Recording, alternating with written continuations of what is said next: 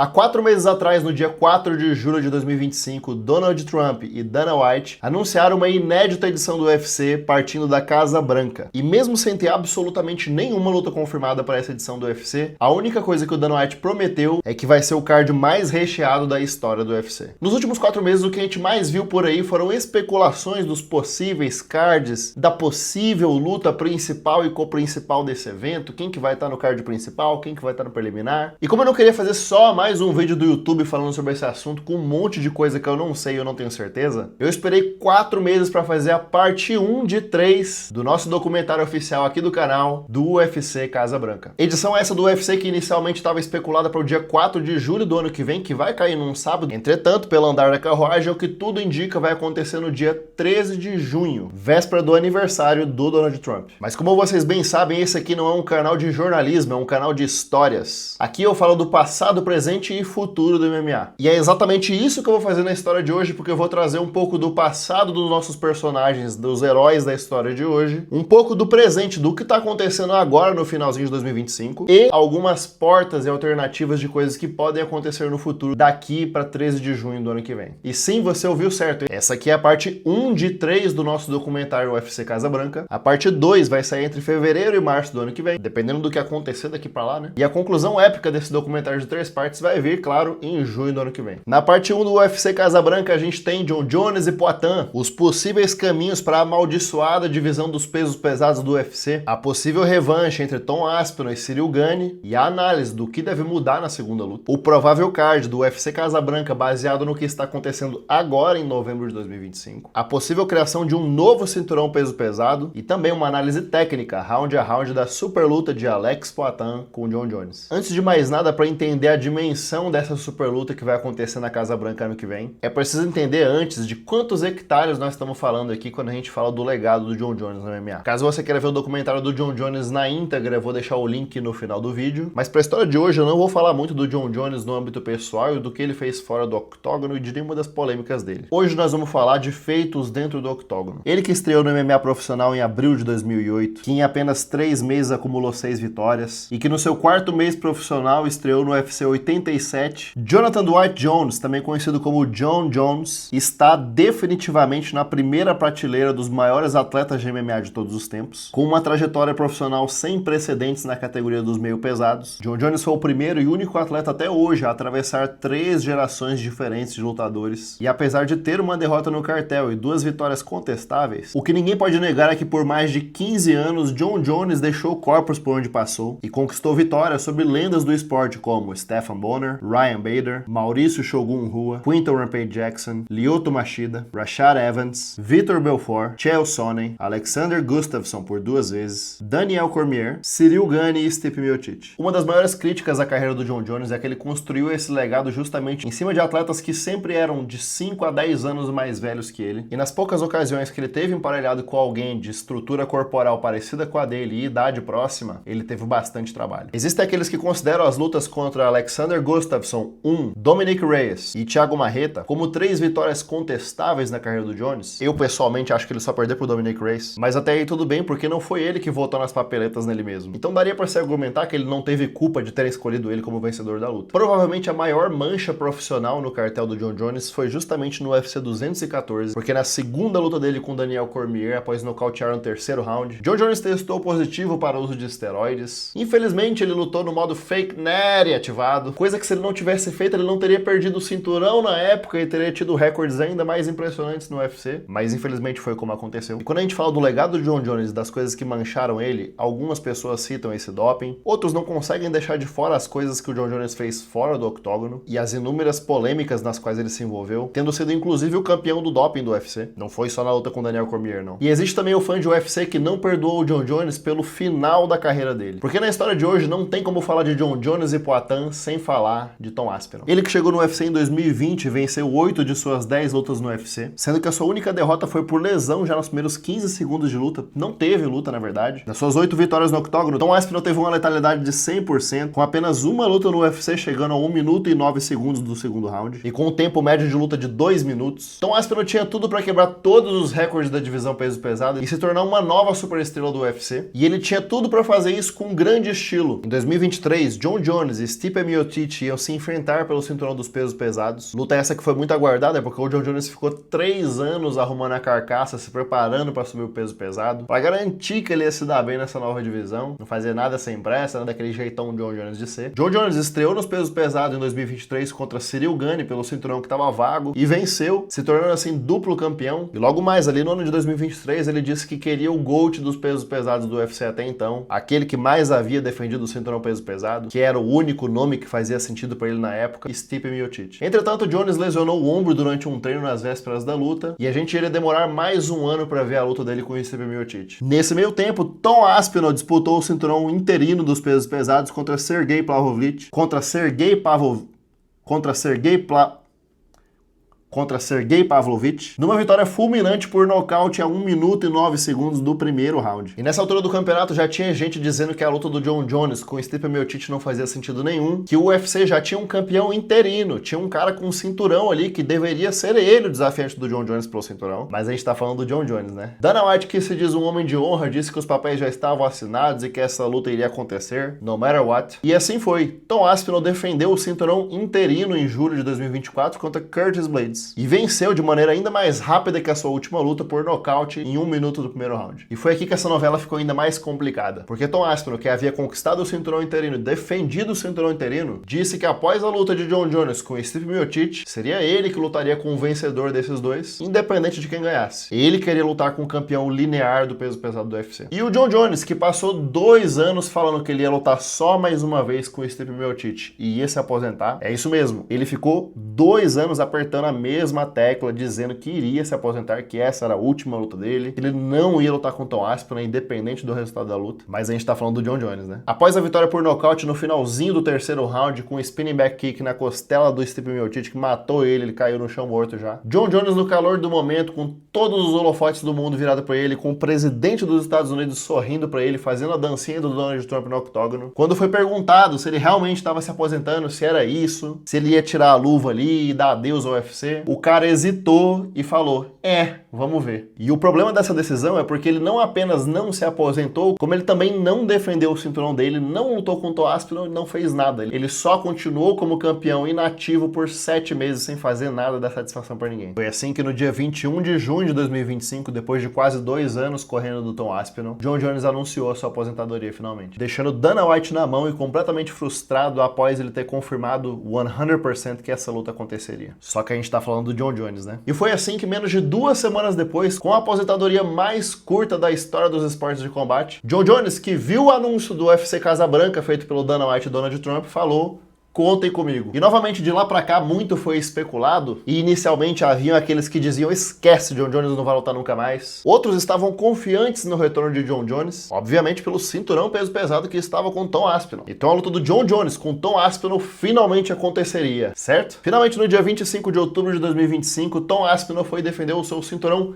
linear de campeão dos pesos pesados, e tava na hora do Tom Aspinall finalmente se provar contra um atleta da primeira prateleira do peso pesado, lutador esse que é quase tão sujo quanto o Jon Jones no octógono, diga-se de passagem. Ele que perdeu apenas para Jon Jones e Francis Ngannou no MMA, e que aplicou golpes ilegais e socos na nuca e dedos no olho em praticamente todos os seus oponentes, o francês Ciryl Gane, que, golpes ilegais à parte, é sim o oponente mais duro que o Tom Aspinall já enfrentou. A grande massa dos fãs de MMA tava dando o Ciryl Gane como serviço dado, como luta fácil. 90% das pessoas na internet, talvez até você, tava dizendo que essa luta aqui já tava ganha. A minha sensação é que as pessoas estavam com o controle remoto assim, querendo dar skip pra próxima luta logo, tipo, vambora, vai, depois do Ciryl Gane, quem que vai ser o próximo? E não estavam nem concebendo a possibilidade do Ciryl Gane dar trabalho pro Tom Aspinall. E pra surpresa de 90% das pessoas, o que eu falei aqui neste canal que aconteceria, aconteceu. Ciryl Gane não entrou no octógono igual barata tonta, não foi nocauteado rapidamente no primeiro round, e era ele que estava vencendo o primeiro round da luta. O Tom Aspinall até tentou quedar e não conseguiu, tentou mais de uma vez explodir para cima do Ciryl Gane, mas não conseguiu, porque o Ciryl Gane fez uma manutenção de distância boa. Ele saiu do raio de ação do Tom Aspinall, trabalhou muito bem os jabs, chegou a machucar o nariz do Tom Aspinall, que estava sangrando bastante no final do round, mas infelizmente no finalzinho do primeiro round, o arrombado arrombado do Ciryl Gane me mete os 2 dedos no olho do Tom Aspinall e a luta é interrompida. O árbitro considerou ali no momento que foi uma dedada no olho não intencional, né? Portanto, um golpe acidental. Então ele não foi desqualificado pelo golpe ilegal e a luta simplesmente foi dada como no contest. Então ninguém venceu, ninguém perdeu. Na conferência de imprensa pós o UFC 321, logo após o episódio do no contest do Ciryl Gane com Tom Aspinall, o presidente Dana White praticamente que confirmou que haverá uma revanche e que essa muito provavelmente acontecerá já no primeiro trimestre do ano que vem. E essa aparente equação de soma zero, que parecia num primeiro momento ter sido uma péssima notícia para os fãs de MMA, na verdade foi o início da tempestade perfeita para o retorno do Jon Jones. Porque pensa só, o cara que ficou 2 anos intimando o Jon Jones para lutar com ele, e o Jon Jones não aceitou a luta, e se aposentou sem lutar com ele, que foi o Tom Aspinall, defendeu o cinturão contra Ciryl Gane, a quem Jon Jones finalizou com uma guilhotina em apenas 2 minutos e 4 segundos. Quando chegou na vez do Tom Aspinall de lutar com esse mesmo Ciryl Gane, ele deu um trabalho danado pro Aspinall. Então só nessa base de comparação já tinha muita gente falando, tá vendo? Imagina se fosse o Jon Jones o que ele teria feito com o Tom Aspinall. Mas bom, o estrago estava feito e a áurea de invencível, de talento geracional do Tom Aspinall, que ele farmou por 2 anos, sumiu do dia pra noite. E apesar do Aspinall ter recebido o dedo no olho do Ciryl Gane, é ele que tá recebendo uma enxurrada de hate na internet, de gente falando que ele arregou. E eu tô falando agora não apenas de fãs de MMA, mas também de lutadores e ex-lutadores do UFC, dizendo que era pra ele ter continuado sim. E que Tom Aspinall arregou sim, porque ele tava perdendo a luta. E foi assim que no dia 25 de outubro, com a total decepção dos fãs do UFC para com o Tom Aspinall, que o brasileiro Alex Poatan aproveitou a oportunidade e postou nas redes sociais a sua reação a esse no contest, aproveitando o time do momento para fazer uma convocação nominal e direta a Jon Jones para que eles protagonizassem o UFC Casa Branca em junho de 2026. E o que muita gente ainda está falando na internet é que Jon Jones se aposentou, que ele tá gordo, fora de forma, que ele não vai voltar a lutar. Esquece que Jon Jones não volta por dinheiro nenhum no mundo, que Jon Jones não vai voltar pro UFC, que isso não vai acontecer, que é fanfic, folclore essa altura do campeonato. Mas a gente tá falando do Jon Jones, né? Foi ali que Jon Jones aproveitou o desafio do Poatan e respondeu no Twitter dele, dizendo que: Alex, eu estaria disposto a trazer o mais alto nível de habilidade à Casa Branca. Eu aprecio o respeito que você mostrou. Vamos dançar. E caso você esteja chegando de paraquedas aqui no canal e não saiba ainda quem é Alex Poatan, no lado A do disco a gente tem Jon Jones, que é considerado por muitos como o maior de todos os tempos do esporte. No lado B a gente tem o atleta com a ascensão mais rápida do zero ao cinturão de todos os tempos do MMA e o cara que hoje é o único homem no papel que pode bater de frente com Jon Jones. Alexandro Silva Pereira, também conhecido como Alex Poatan, conquistou o mundo do MMA com apenas uma palavra. Chama! Chama! Chama, pô! Chama ou chama? Chama! Chama! Chama! Chama ou não chama? Chama, caralho. Chama! Chama! Chama! Chama! Chama! Мы это увидим. Don't say you... Chama! Poatan fez a sua estreia profissional no MMA apenas 10 anos atrás, mas foi originalmente o kickboxing que salvou o Poatan da maior batalha da vida dele contra o alcoolismo. E aí, pô, eu tive umas percas, assim, tipo, no meio da luta até, e isso me atrapalhou, e eu falei, cara, se eu quiser me dar bem, se eu quiser ficar bem, ter uma qualidade de vida melhor, é agora, senão não vai ter jeito. E aí eu falei, pô, prometi pra mim mesmo, sabe, que eu ia parar. E faz, sei lá, 9 anos aí que eu não bebo mais absolutamente nada. Às vezes eu vejo o pessoal bebendo e eu olho assim, eu falo, caramba, como é que consegue? Entendeu? Entendi. Tipo, eu já não me vejo mais bebendo. Legal, entendeu? Demais. Porque eu tô bem, cara, porque só me trouxe coisas boas, entendeu? Quando eu bebia, eu tava alegre ali, naquele momento, entendeu? Mas hoje eu sou alegre o tempo todo. Sou feliz o tempo todo, entendeu? E eu não preciso beber. Por quê? Por quê? Porque eu sei aonde que eu quero chegar. E eu sei aonde eu vou chegar. Entendeu? Então, você tem que ter uma direção. Você não pode sair aqui andando, entendeu? Sem rumo. Você tem que chegar e falar assim, eu vou sair daqui, vou chegar lá. Entendeu?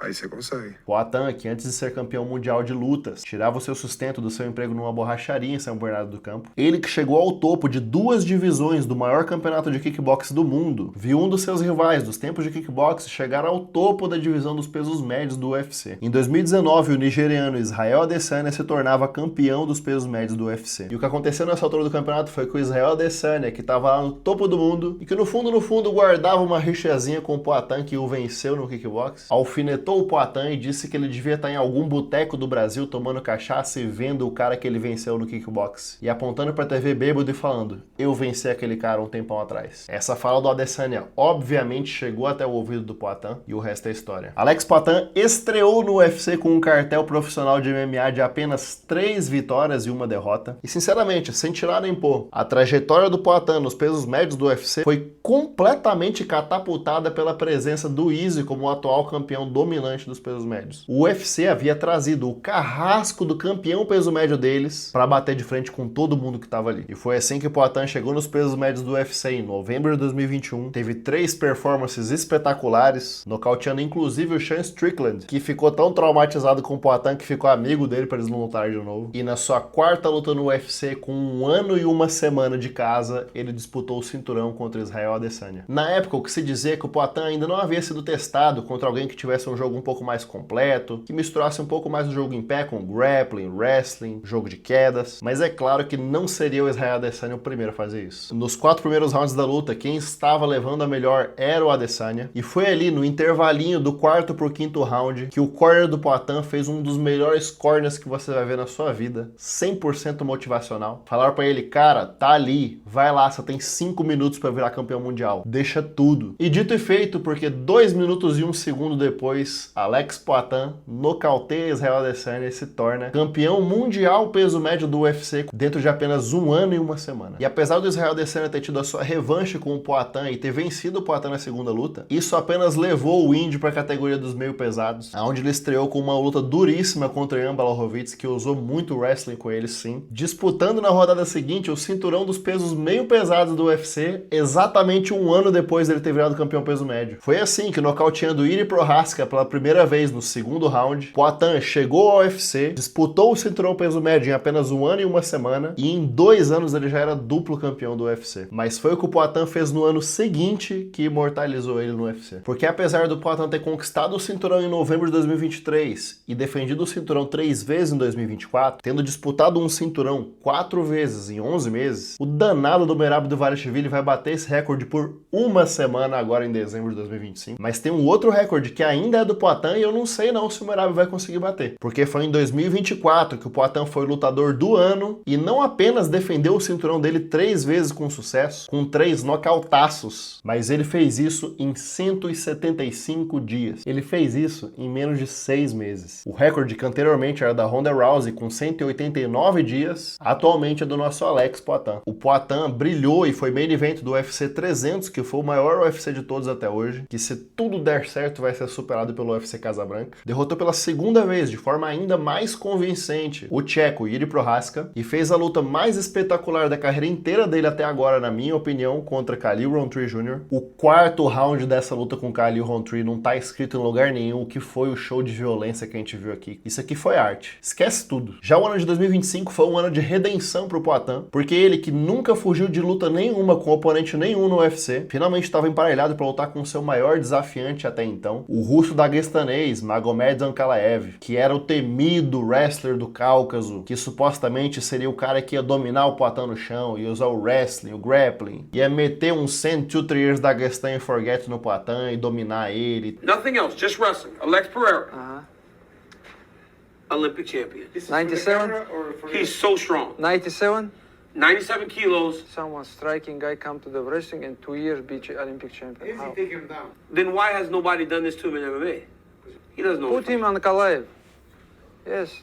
Put him against Ankalaev. Ankalaev e Poatan se enfrentaram em março de 2025, e enquanto que algumas pessoas na internet contestaram o resultado dessa divisão que foi para Ankalaev, eu pessoalmente enxerguei uma luta equilibrada, mas eu também marquei um 3-2 para Ankalaev, apesar que teve gente que forçou a amizade e falou que foi 4-1 para Ankalaev, mas beleza. Após a derrota foi revelado que o Poatan tava todo fodido nessa luta, tava com o diacho de um vírus, de uma infecção intestinal, o bicho tava morrendo, e com certeza se você assistiu essa luta você percebeu que o Poatan não tava o mesmo, parecia que ele tava meio travado, que ele não conseguiu se soltar, não conseguiu ser Alex Poatan no octógono. E finalmente no dia 4 de outubro o Poatan provou que foi isso mesmo, porque ele demorou apenas 1 minuto e 20 segundos para nocautear o Ankalaev e mandar o Ankalaev pra borracharia e pegar de volta o cinturão que era dele. Put him on Kalaev. Yes.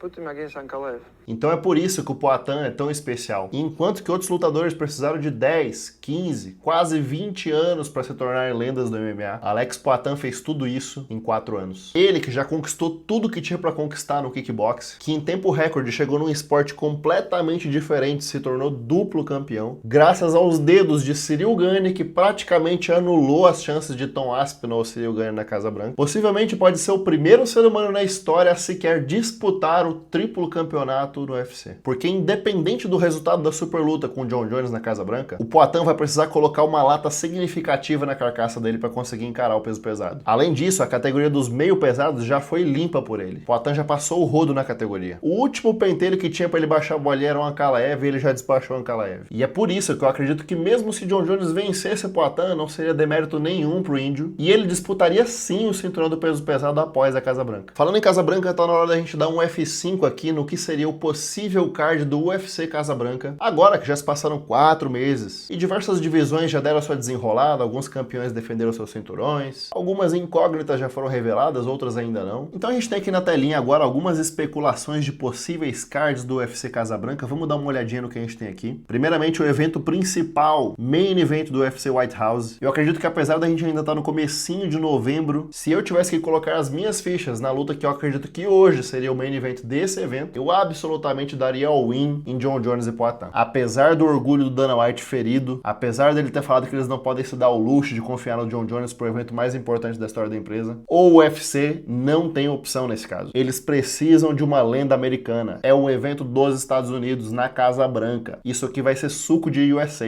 Eles não podem ter um evento principal com um georgiano e um irlandês. Eles não podem ter um main event com um russo e um georgiano. O único campeão americano em atividade é a Kayla Harrison, que por sinal eu apostaria que será o co-main event contra Amanda Nunes. Essa aqui é uma luta que tá praticamente confirmada também. Então, main event, John Jones e Alex Pereira, check. Co-main event, Amanda Nunes e Kayla Harrison, check. Daí a gente tem o retorno do McMuffin, Conor McGregor. A principal especulação feita foi Conor e Michael Chandler. Apesar de ter gente metendo uma forçação de barra absurda do Conor com o Ilia Topuria, pode ter a mais absoluta certeza que isso aqui não vai acontecer. Primeiro porque o Conor tá 5 anos sumido do MMA e eles não vão chegar dando title shot pro cara que ficou 5 anos festando na Europa. Segundo que o McGregor não é nem maluco de lutar com o Ilia Topuria. O McGregor tá velho, sem ritmo nenhum de treino ou de luta. Ele não vai voltar pro UFC para continuar a segunda parte da carreira lendária dele, nem pra lutar com um meninão novo de 20 e tantos anos. E entendam uma coisa, se o McGregor voltar, que essa altura do campeonato eu não descartaria 100% que ele volte. O McGregor de fato está treinando. As últimas aparições dele em rede social foram menos preocupantes do que a gente viu na época dele de ator de cinema. Então, dando o benefício da dúvida de que talvez ele volte, vai ser contra o Michael Chandler, americano. Esquece, Topuria. O meu palpite seria, inclusive, talvez até um peso casado, porque o Conor vai vir, vai voltar uma vez e tchau. Essa luta vai ser única e exclusivamente pela mídia para se promover politicamente. Esquece segunda fase lendária de carreira do Conor. Isso não é o retorno do McGregor. Vai ser uma luta se tiver. Merab Dvalishvili e Shannon O'Malley 3.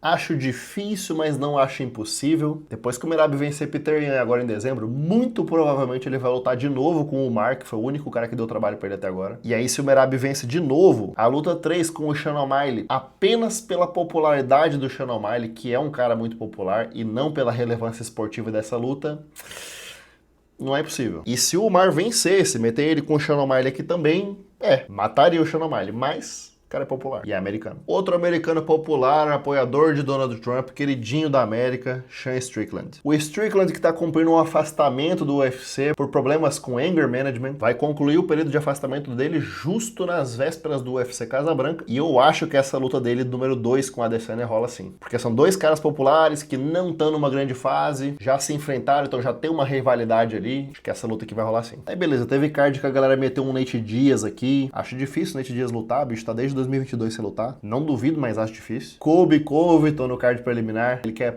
fã número 1 do Donald Trump. O Covington, se precisasse ficar 5 anos sem lutar só pra garantir a vaga dele nesse evento, é que ele ficaria. Então, acho que ele vai lutar sim. Se vai ser contra Kevin Holland ou não, vamos ver. Mas também é outro cara americano popular, por que não? Outro americano que a gente deve ver nesse card é o maior nocauteador de todos os tempos do UFC, Derrick Lewis, contra quem eles quiserem botar ali naquele card. A definição de tanto faz. Que é um cara porradeiro, que vai pra cima pra nocautear, provavelmente não vai mais disputar cinturão no UFC, mas é um cara que a galera gosta de assistir. Então, realmente, tanto faz com quem ele vai lutar. O cinturão meio pesado do UFC, depois que o Alex Poatan subir pra lutar com o John Jones, vai ficar vago. O top 4 pra brigar por esse cinturão hoje vai ser Jiri Prochazka, Magomed Ankalaev, Khalil Rountree Jr. e Carlos Ulberg. 3 dos quais o Poatan já passou o carro. O meu palpite aqui é que no começo do ano, Jiri Prochazka e Carlos Ulberg vão disputar o cinturão interino e possivelmente, como ficaria em cima do laço pra já lutar na Casa Branca, e nem o Prochazka nem o Ulberg são americanos, não faria muito sentido meter eles ali também. Eu colocaria as minhas fichas em Khalil Rountree Jr. disputando a vaga número 1 do ranking dos meio pesados contra Magomed Ankalaev na Casa Branca. Essa luta que a galera ia querer ver. Houve boatos também do retorno de Ronda Rousey pro UFC Casa Branca. E aqui, novamente, eu não duvido que vai acontecer, mas se acontecer, não vai ser com nenhuma lutadora top contender, não vai ser por cinturão. Sinceramente, eu acho que se ela lutasse, seria no card preliminar. Ano que vem, ela faz aniversário de 10 anos sem lutar. Vai fazer 39 anos em fevereiro. Bicha tá velha. Então não duvido que ela lute, mas se lutar também não esperem grandes coisas. Mesma coisa do Conor McGregor aqui. Não é fase 2 lendária da carreira. Se lutar, vai ser uma aparição e tchau, só pela mídia. Outro cara que possivelmente lute também no card preliminar é o americano Henry Cejudo, duplo campeão do UFC, que apesar de não estar numa boa fase, não muda o fato que Henry Cejudo é americano e é um duplo campeão, campeão olímpico de wrestling, por sinal. É um cara que daria, sim, mais peso e ibope pra esse card da Casa Branca. E que, sinceramente, pela idade, de também estar completando 39 anos agora em fevereiro, é um cara que não vai conquistar a cinturão novamente, mas que ainda tem condições de competir em alto nível e bater de frente com quase todo mundo da categoria dele. E por último, não menos importante, a gente tem o triângulo amoroso que virou quarteto amoroso do Islam Makhachev com Jack Della Maddalena, com Paddy Pimblett e Justin Gaethje. No final de semana que vem, Jack Della Maddalena vai defender o cinturão dos meio médios contra o Islam Makhachev, que vai tentar o duplo campeonato. O campeão da categoria de baixo, que é o Ilia Topuria, tá tentando fazer história e ser o primeiro triplo campeão do UFC. Muitíssimo provavelmente ele vai defender o cinturão do peso leve dele antes de fazer isso e vai desfigurar o Paddy Pimblett em janeiro, no primeiro evento numerado do UFC dentro do contrato da Paramount. Justin Gaethje provavelmente vai ficar a ver navios inicialmente, mas tem um parêntese. Se o Ilia realmente sobe pros meio pesados para enfrentar o vencedor de Della Maddalena e Makhachev, independente de quem vencer, eu acredito que eles colocariam essa luta como main event ou co-main event da Casa Branca? Não, porque o Della Maddalena é australiano, Ilia Topuria é alemão, georgiano, espanhol e Makhachev é russo. Ninguém aqui é americano. E querendo ou não, o UFC precisa criar eventos empolgantes ao longo do ano. Se eles queimarem todos os cartuchos do ano no 13 de junho, as edições do UFC que precederem o UFC Casa Branca e as posteriores seriam totalmente minguadas. Isso não é bom para os negócios. E é por isso que eu apostaria que o vencedor de Della Maddalena e Makhachev vai lutar com o Topuria um pouquinho antes ou um pouquinho depois do UFC Casa Branca, não no evento. Mas e o Justin Gaethje? Gaethje, que é americano e já havia dito que se não recebesse o title shot iria se aposentar, que nessa altura do campeonato ele só disputaria cinturão ou nada feito. Se o Ilia Topuria vaza para os meio médios, o número 1 do ranking peso leve seria o vencedor de Armand Tsarukyan e Dan Hooker. O segundo e terceiro colocados do ranking seriam Charles de Oliveira e Max Holloway. E o quarto colocado já seria o Justin Gaethje. Nessa categoria, com um cinturão vago, 2 desses 4 lutadores disputariam o cinturão do peso leve. E como isso aconteceria em meados de fevereiro para março, existem 2 possíveis cenários aqui. Na porta número 1, a gente tem a revanche do Charlinho com Armand Tsarukyan pelo cinturão vago. Luta que aconteceria muito em cima do laço para o vencedor defender o cinturão na Casa Branca. Nesse caso, Max Holloway e Justin Gaethje teriam também a revanche na Casa Branca, após a luta lendária no UFC 300, onde Max Holloway nocauteou Justin Gaethje no último segundo da luta. E aí sim, são 2 lutadores americanos mega empolgantes que todo mundo gosta de ver, que já entregaram uma luta lendária. Agora, se a luta do Tsarukyan com o Charles não acontecer já no comecinho do ano ali de fevereiro para março, porque a divisão dos pesos leves e esses 4 top da categoria vão estar numa verdadeira corrida maluca do cinturão do peso leve. O que vai acabar acontecendo aqui é que dentre esses 4, os 2 primeiros que se disponibilizarem, apertarem mão e falarem vamos lutar, vão ser esses que vão disputar o cinturão do peso leve, independente de ser Charles e Tsarukyan ou não. Então, para fechar a nossa conversa parte 1 de 3 sobre o card da Casa Branca, o que vai acontecer com o Justin Gaethje ano que vem é que de duas uma. Ou ele vai disputar cinturão cinturão vago antes do UFC Casa Branca, ou ele vai estar no card, mas não vai ser por cinturão. Vamos ver. Finalmente, então, vamos falar de Alex Poatan e John Jones, cinturão inaugural BMF peso pesado, cinturão dos GOATs, futuro da divisão peso pesado. O que vai acontecer aqui? A primeira coisa importante que você entenda agora é que tem dois assuntos separados. O assunto número 1 é super luta na Casa Branca e o segundo assunto é futuro da divisão peso pesado. Por que esses são assuntos separados? Porque, independente do resultado da luta do Poatan com o John Jones, o John Jones vai aposentar e o Poatan vai lutar mais uma vez. Não vai voltar pro meio pesado. Vencendo ou perdendo a luta com o John Jones, Poatan vai lutar mais uma vez no peso pesado, vai ser pelo cinturão, independente de quem tiver aqui do outro lado. Para os pesos pesados, isso significa o quê? Que a monótona divisão do peso pesado e que não tinha ninguém que era homem suficiente para bater no Tom Aspinall, agora mudou um pouquinho. Tom Aspinall agora vai ter que ter a revanche dele com o Ciryl Gane, aonde, sinceramente, assim como eu falei na luta número 1 deles, eu não tenho certeza que Tom Aspinall vencesse. Nas casas de aposta, o Aspinall era muito favorito nessa primeira luta e na segunda, as apostas de momento hoje já estão pau a pau entre os dois lutadores. O que, sinceramente, é bom para a divisão dos pesos pesados, porque antes o Tom Aspinall, que era o campeão inalcançável, intocável da divisão, agora é um Hellis mortal como todos os outros. Ciryl Gane mostrou isso. E não apenas isso, como a luta do Poatan com o vencedor desses dois aqui, nunca antes foi algo tão real e factível quanto é agora. Ciryl Gane seria um encaixe técnico muito mais favorável pro Poatan, bateria muito mais o jogo pro Poatan? Sim, mas a verdade é que qualquer um dos dois agora é jogo pro Poatan. Mesmo se o Aspinall vier na revanche e nocautear o Ciryl Gane no primeiro round, na primeira luta ele já mostrou vulnerabilidades, já expôs pontos fracos do jogo do Aspinall, que se o Poatan lutar com ele no futuro, ele vai explorar sim, você pode ter certeza disso. E se o Gane vence a revanche, é isso que o Brasil quer ver. Alex Poatan lutando uma luta 100% em pé, num combate único e exclusivamente de trocação com o francês Ciryl Gane. Seria a maior chance do Brasil de vingar a Copa de 98 em todos os esportes que a gente teve até agora. Seria lindo. E seria no finalzinho do ano que vem já. Ou seja, a próxima rodada do cinturão peso pesado do UFC agora tá muito mais interessante do que foi a primeira luta deles, onde havia expectativa zero de surpresa. E esse confederado que vencer essa luta vai ter Alex Poatan marcado no fim do ano. Pode anotar, vai acontecer. Mas independente se ele ganhar ou perder do John Jones, sim. Como assim? O Poatan hoje é a maior estrela do UFC em atividade. O mundo inteiro conhece ele como chama. Por onde ele vai, ele para o trânsito, congestiona o aeroporto internacional. E o Poatan está com 38 anos e no momento da disputa do triplo campeonato, do terceiro cinturão no final do ano que vem, ele estará com 39 já. Ele não tem mais muitas rodadas pela frente. Ao que tudo indica, ele vai ter mais 2 lutas no UFC e pronto, acabou. Daí eu te pergunto, o que vende mais? Poatan voltar para os meio pesados, que é puxado pro corpo dele para enfrentar ou Carlos Zuberg ou ir pro Rasca 3, ou ele tentar o inédito triplo campeonato na categoria mais amada pelos fãs de luta, que é o peso pesado. Então, com essa matemática simples, é possível cravar sim que o Poatan perdendo ou vencendo pro John Jones, ele vai disputar o triplo campeonato no final do ano que vem. Vai acontecer.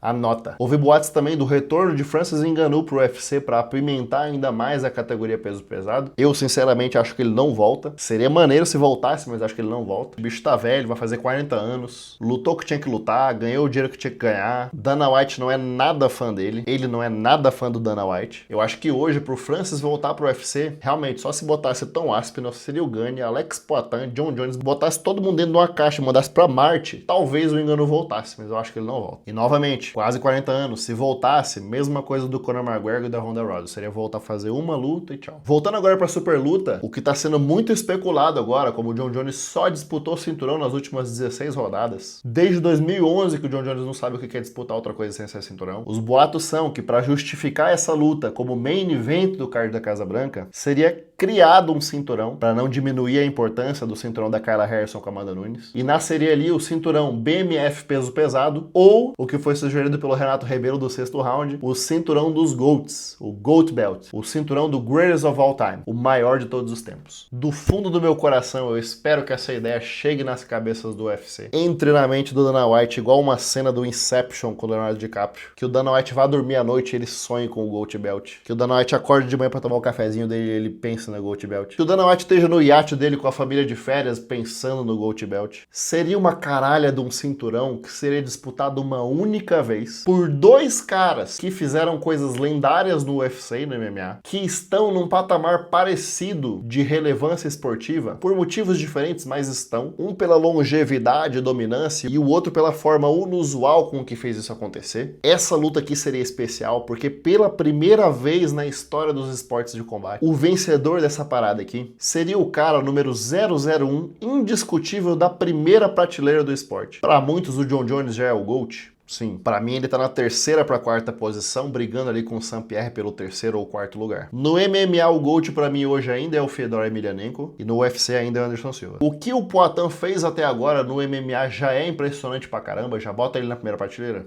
Sim. Poatan já está no Monte Rushmore do MMA? Não. De repente ele tá ali na conversa pra ficar no top 10, ali talvez top 9, 8 no máximo. Tá na prateleira, mas ele não é o 01. Agora, se o UFC pega esses dois, que têm a mesma idade, o Poatan é 2 semanas mais velho que o Jon Jones. Os dois têm a mesma idade, mesma altura, mesmo peso, mesma carcaça, duas lendas. Cara, se o Jon Jones vence Alex Poatan agora no auge, doa a quem doer. Eu calo a minha boca. Seja você fã de Jon Jones ou não fã de Jon Jones. Se o Jon Jones dominar o Poatan, seja por nocaute, finalização ou decisão dos jurados, Jon Jones será o GOAT do esporte. E se der a zebra do século e o Poatan vencer Jon Jones, que não é impossível, ele vai levar pra casa a cabeça do cara que é considerado por muitos o 01 do esporte e vai botar na cintura o GOAT Belt, cinturão dos GOATs, fazendo isso na sua terceira categoria de peso e tendo feito tudo isso em 5 anos, automaticamente ele passa o Anderson Silva e automaticamente ele bate de frente com o Fedor Emelianenko para discutir quem que é o 01 do esporte. Porque Fedor não foi uma lenda em 3 divisões de peso diferentes, mas o que ele fez no Pride é foda. Fazendo uma análise mais técnica agora da super luta do Poatan com o Jon Jones, muito provavelmente essa luta passaria do terceiro round. Se eu fosse chutar, meu palpite seria nocaute técnico no 4º ou 5º round, possivelmente talvez até uma decisão. Caso essa luta não seja interrompida e vá para a decisão dos jurados, e aqui ó, esquece a luta, esquece quem foi mais dominante, esquece quem quedou quem, esquece quem teve mais golpe contundente, esquece tudo. A luta sendo evento principal no UFC Casa Branca no aniversário do Trump, o Poatan pode ter vencido 5 rounds por assassinato. Se for para a decisão dos jurados, vai dar Jon Jones. Ou seja, a única chance do índio de virar GOAT do esporte é nocautear o Jon Jones do terceiro pro 4º round. O problema dessa equação é que o diacho do Jon Jones nunca foi nocauteado, o miserável nunca nem tomou knockdown na carreira. Então, por um lado, a gente tem essa estatística, mas por outro lado, a gente tem o Alex Poatan que tá no auge, que tá num ritmo de luta absurdo, e que, no tempo que o Jon Jones se afastou do MMA e ficou inativo e sumiu do mundo, nessa janelinha de 5 anos, o Poatan chegou, fez história, virou duplo campeão, cimentou o nome dele como lenda e fez tudo que ele fez, enquanto que o Jon Jones foi preso não sei quantas vezes, caiu no doping não sei quantas vezes, viveu a vida doidado, fez tudo menos lutar. Desde que o Poatan chegou no UFC, Jon Jones lutou 2 vezes. Venceu o Ciryl Gane e um Stipe Miocic de 42 anos, que apesar de estar lentaço e sem ritmo, acelerou o Jon Jones em vários momentos da luta. E a gente sabe que o Jon Jones nocauteou com o spinning back kick no terceiro round, mas o Poatan não é o Stipe Miocic de 42 anos. Alex Poatan é um talento geracional tão fora do comum que o miserável foi alcançar o auge dele depois dos 35 anos, idade que no mundo da luta é quase que um certificado de fim de carreira. Diferente do Jon Jones, cujo auge foi de 2013 para 2015, há mais de 10 anos atrás, quando ele lutou com o Alexander Gustafsson pela primeira vez, venceu o Glover Teixeira, Daniel Cormier pela primeira vez. Esse Jon Jones aqui era o Jon Jones no auge. Depois dessa galera, teve o doping na revanche com o Cormier, teve as 2 vitórias mega questionáveis com o Thiago Marreta e Dominic Reyes, teve 3 anos de inatividade para se preparar para subir pro peso pesado, para pegar o Ciryl Gane e desafiar o aposentado Stipe Miocic de mais de 40 anos, machucar o ombro, sumir por 1 ano e fugir por 2 anos do Tom Aspinall. Então, dado todo esse contexto, não é impossível um nocaute do Poatan. E antes que as tietes do Jon Jones venham transbordar os comentários aqui, eu acredito sim que o Jon Jones de 2015 venceria o Poatan sem sombra de dúvidas, mas a gente tá falando aqui de um Jon Jones com o pé nos 39 anos. Jon Jones esse que não está envelhecendo como vinho, que não está compartilhando diariamente nas redes sociais o seu duro treino e sparrings e preparação pro UFC Casa Branca. Eu tenho certeza absoluta que se conseguir chegar lá no dia 13 de junho, vai estar com uma pancinha um pouco mais saliente do que quando ele lutou com esse Stipe Miocic. Mas beleza, com certeza essa vai ser a maior luta da carreira dos dois. E vai ser sim desafiador pros dois. Por John Jones, porque o Poatan tá envelhecendo como um vinho. E ele tá no auge técnico da carreira agora. E pro Poatan, indubitavelmente vai ser complicado, porque ele vai pegar o lutador mais sujo e maldoso da carreira dele. Cujo objetivo nas lutas não é necessariamente nocautear e terminar a luta, mas machucar e causar dor nos oponentes dele. De quaisquer formas necessárias. Então, afinal de contas, o que significaria uma vitória nessa luta para o John Jones e para o Poatan? Pro John Jones, seria a redenção dele depois do peido histórico pro Tom Aspinall, para ele encerrar finalmente a carreira dele da melhor forma possível e imaginável que qualquer diretor de cinema de Hollywood poderia criar. E pro Poatan, como eu já falei, independente do resultado dessa luta, ele vai lutar pelo cinturão do peso pesado. A diferença é que, se ele perde a luta e ele disputa o cinturão peso pesado, ele chegaria com uma moral um pouco mais baixa. Vencendo ou perdendo a luta seria histórico só por ter disputado. E se ele vencesse, beleza, triplo campeão do UFC. Mas ele não entraria na conversa para estar no top 3 dos GOATs do MMA. Não entraria. Se ele vence o John Jones, o índio chega com a moral lá em cima para disputar o triplo campeonato. Possivelmente quem for lutar com ele vai tremer na base porque viu ele bater no John Jones. E se ele vence John Jones e vira triplo campeão, esquece.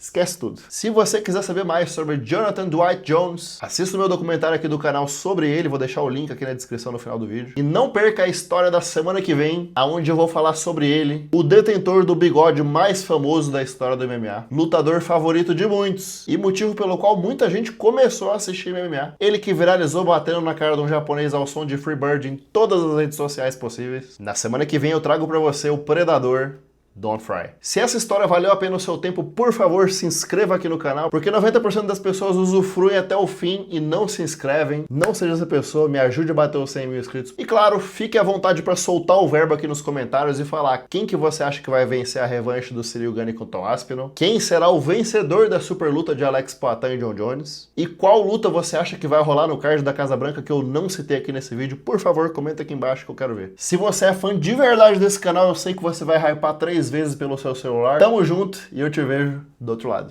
He doesn't know. Put him on Kalev. Yes, put him against Ankalev.